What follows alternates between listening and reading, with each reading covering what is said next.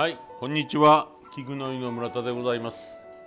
今日はね、お正月の中の祝い三種、関東の祝い三種は数の子、田作り、黒豆ということでございますけども、関西の祝い三種は数の子、それから田作りはご豆ですね、それとたたきごぼう、ごぼうなんですね。ごぼうは地中に深く根を下ろすんで、土地の神さんが宿るというふうに、関西では言われてます。それから祝い三種が関東と関西ではちょっと違うんですね。たたきごぼう、普通におかずとしてでも、美味しいんで、ごぼうをなかなか、食べるっていうのは煮物ぐらいしかないんですけども、細いごぼうをごま和えみたいにして食べるっていうのもなかなか美味しいございますので、関西のたたきごぼうをお教えしたいと思います。ごぼう、これぐらいの細いごぼうがよろしいな。ごぼうもいろいろあって、直径にして3センチぐらいの太いごぼうもありますけども、あれやったらまともに叩かんと無理でしょうけども、この細いごぼうはね、結構そんな硬くないんで、料理屋ではね、あんまり実際ほんまに叩くということはしません。あんまり真っ白にしてしまうとごぼうの風味はなくなります。泥を取ってさっとたわしでこするぐらいで、アメリカンたわしかなんかでガーって真っ白にしてしまうと風味がなくなります。ある程度、土の味がしてる方が美味しいと思いますんで、ここら辺からは急に細くなりますんで、細い方はそのまま、これも、3センチぐらいですね。一つを持ちまして、これをこう合わしますと、こういう感じですね。この指を伸ばしておいて、ここでこう合わしますと、これで同じように切れますんで、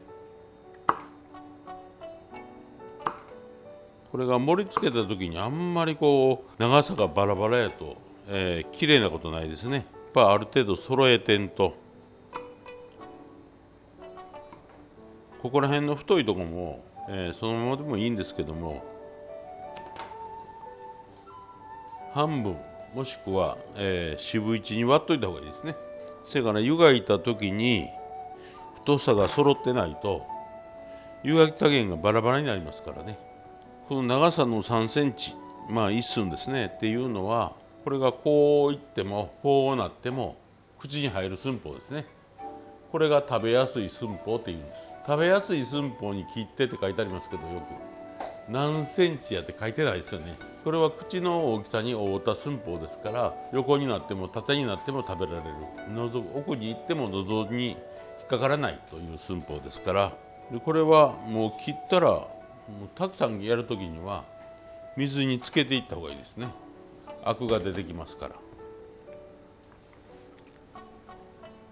でこれも前の日にやって水に長いことつけとこうかっていうようなことはやめた方がいいですね。香りが抜けてしまいますから。そこで酢水っていうのも見ることあるんですけど、はい、酢は入れる必要はないんですか？アクもうまみのうちっていうことがありますけども、そないにアクを毛嫌いする必要もないかなって僕は思いますけどね。酢に入れた方が真っ白けになりますけども、白いことと美味しいことが別につながってませんから。で湯がく時にこの酢を入れます。その酢はどういう効果があるんですか？後々アクが出てきますから、アク止めの効果。ごぼう2泊ですけども、これを何分湯がくかっていうのはそのごぼうの質によっても変わります。これ水につけただけでこれぐらいアクが出てますんで、これほっといたらどんどんアクが出てきますんで、一回酢で止めてしまいます。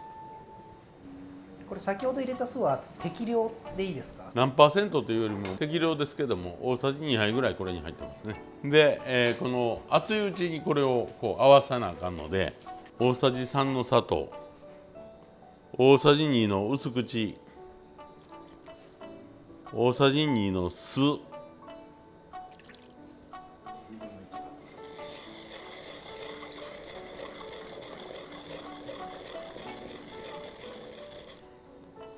2分の1カップのごま、いりごまですね、もちろん。でちょっと半ずりにしておきます。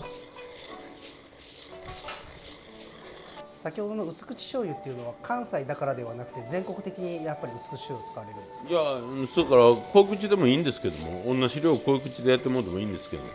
色が綺麗でしょ。で湯がき上がったやつをもう水気を切ってそのまま入れます。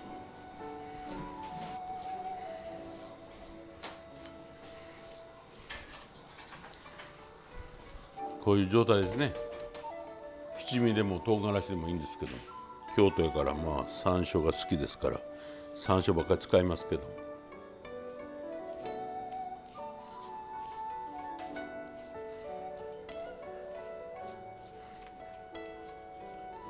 でこの状態で冷めるまでほっときますと、あえた酢とか、いろんな調味料が中に染み込んでいきます。中に染み込んでいって冷めたら、出来上がりですね。じゃないと今はまだ味があっちもこっちもバラバラになってます。